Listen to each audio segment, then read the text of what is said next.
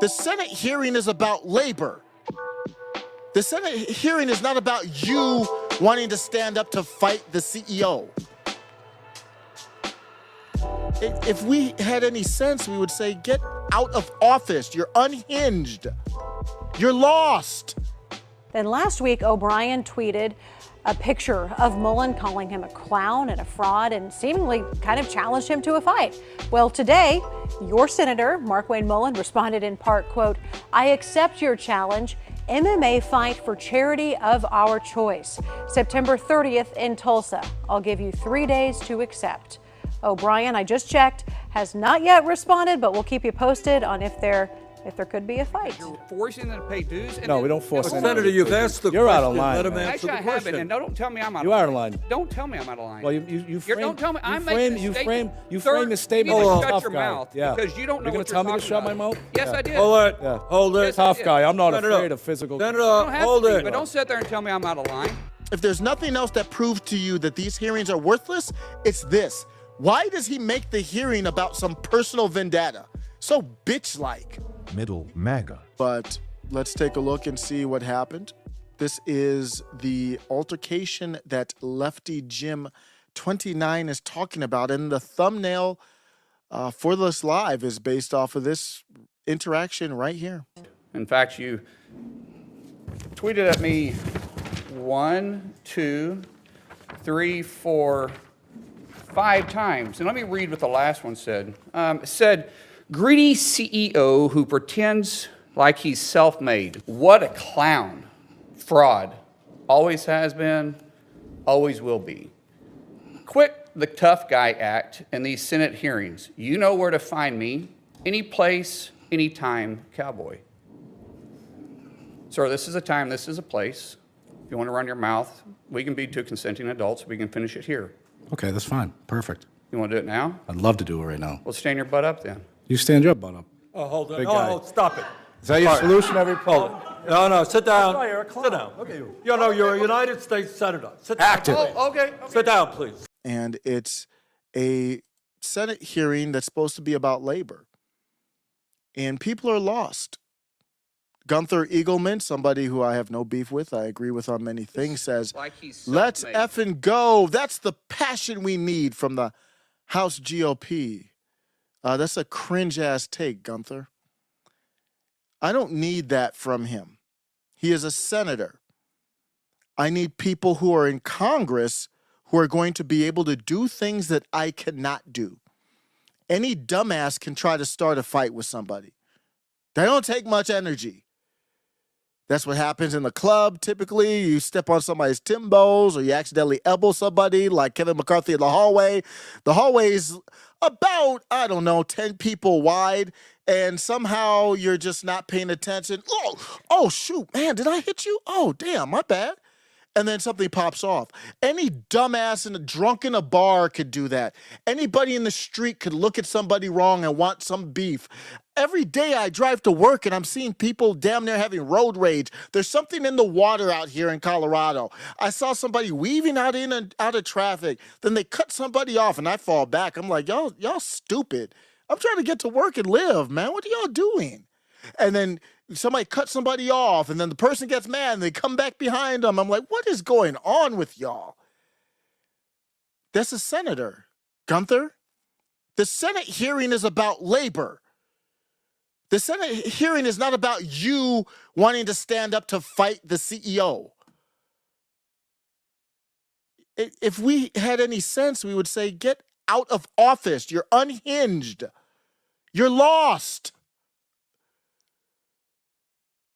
Now, if these people who work as public servants, they work for you and I. If you were his boss, is that what you wanted? You're having a hearing. These hearings are, if there's nothing else that proves to you that these hearings are worthless, it's this. Why does he make the hearing about some personal vendetta? So bitch-like. He's an ex-MMA fight, or, he's an ex-fighter going against some type of marshmallow man. What are you trying to prove? Number one, nobody's going to fight. No, number two, you didn't want any fight. That's why you got up slowly and Bernie Sanders, old-ass Bernie Sanders got you to sit down. Hold me back. Hold me back.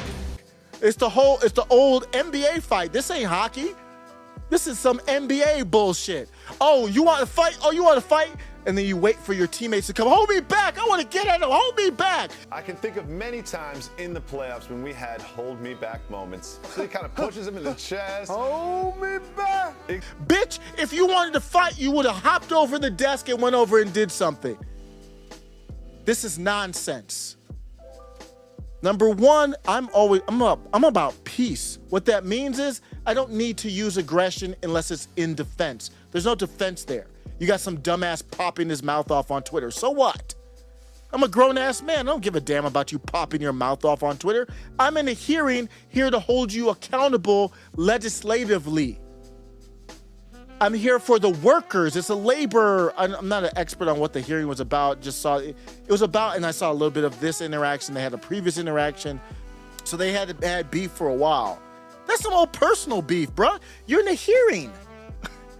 I don't need to hear you on some old personal vendetta with some dude you could easily tap up real quick.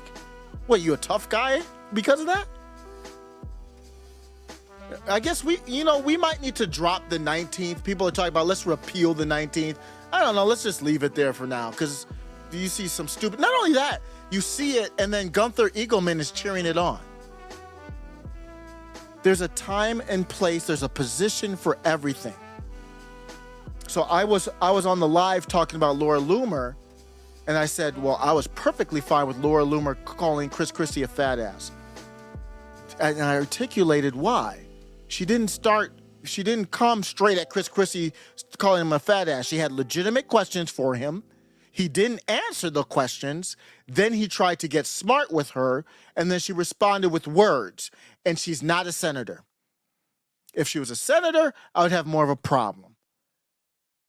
And even if you do want to have words, like Lauren Boebert went ham on Hunter Biden, those are words. She didn't say, I want to fight Hunter Biden.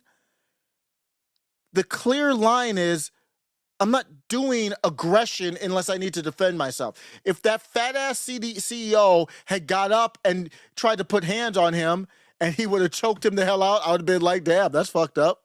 Rest in peace, my nigga. But that's not what happened. Why is this hard to kind of filter through? People don't have a moral foundation. That's what's happening. They are tribal. And Gunther, this is just respectful feedback to Gunther. I'm subscribed to Gunther. There's no beef to Gunther. And I don't give a damn whose feelings are hurt. We need to have a grown adult discussions. He's a senator, one of the top 100 in the country. 100 politicians, one of the top 100, and you can include the executive branch, so make it a few more. One of the top people in our country. And he's supposed to be there to speak for me legislatively. If they're not doing anything legislatively, they're not doing anything. So if you want to go off and kind of because this isn't going to be productive, say it.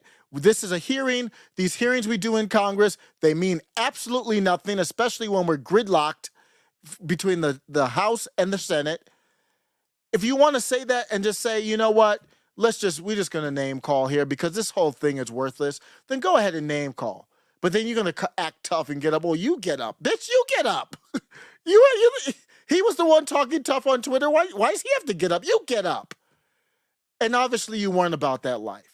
So you just look stupid. Do something that's meaningful in your role.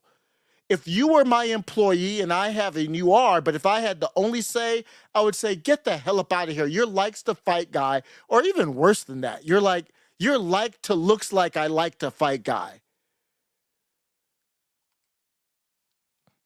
I don't need that. So no, I'm not a fan of it. And then you have people who you could fairly consider MAGA cheering it on. MAGA's in a rough spot, man. Ever since we had that Bollywood night, I feel like it's just been a jinx, man. It's just like the midterms. I did the all red thumbnail, and I just feel like, and it was awful. I mean, it just feels like whenever there's a celebration or an anticipation, it's met with extreme disappointment. This is asinine behavior. It's not okay. So things happen. Nobody's perfect. But the reaction from the people should be, I don't need to see you standing up and trying to fight some fat dude. I need to see you articulate yourself. I need to see you move the needle. We know there's gridlock. Can you get consensus? Okay, no, you can't get a group. It's probably very difficult. Can you sway some minds? Can you make a case? What is that? It's an embarrassment. You're supposed to use ideas and philosophy. When you start going to violence, whenever someone goes to proactive, aggressive violence, that is because they do not know how to sway somebody and win the battle of ideas. China is taking over our country, and they don't need to fire one bullet. They're not firing a bullet. They're not going to fight with us over Taiwan. They're taking over our damn country. They come here to San Francisco. We'll talk about that later. The mayor of the governor of California goes over to China to get coronated. And you've got Palestinians taking down American flags. Then you've got Israelis or pro-Israel people marching down DC with American flags, but they don't mean that. They don't embody it, so it's just as worthless to me. And I'll talk about that more hopefully later. And it's all backed by China. And so they're destroying the country. Not one.